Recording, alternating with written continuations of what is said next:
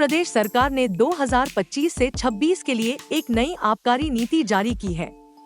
इसका मकसद 55,000 करोड़ रुपए का राजस्व जमा कर शराब के कारोबार को और मजबूत बनाना है।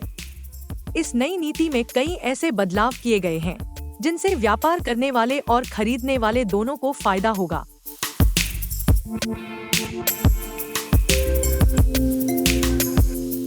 अब शराब की दुकानों का आवंटन ई लॉटरी के जरिए किया जाएगा।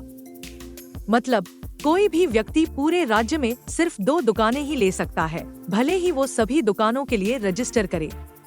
अगले साल से दुकानों का लाइसेंस 2 साल तक बढ़ाया जा सकेगा, जिससे व्यापारियों का व्यापार लंबे समय तक चलेगा।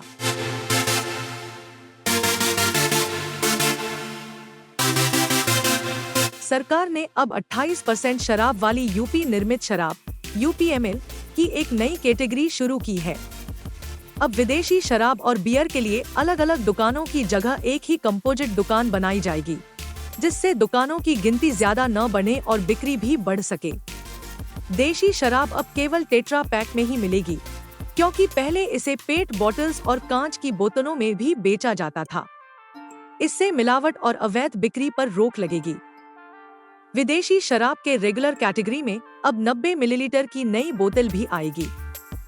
वाइन और लो अल्कोहलिक बार, लैब में अब बियर की तरह कैन में भी बेचे जा सकेंगे।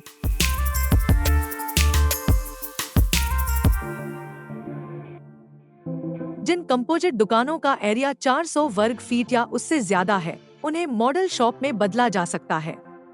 मॉडल शॉप में ग्राहक आराम से बैठकर शराब का आनंद ले सकेंगे। साथ ही देशी शराब की दुकानों को कुछ शर्तों के तहत बियर बेचने की अनुमति भी दी गई है। नोएडा और नगर निगम क्षेत्रों में कम से कम 3,000 वर्ग फीट की 2 मॉडल शॉप को प्रीमियम मॉडल शॉप में बदला जा सकेगा, जिसे 2027 से 28 तक फिर से नया किया जा सकता है।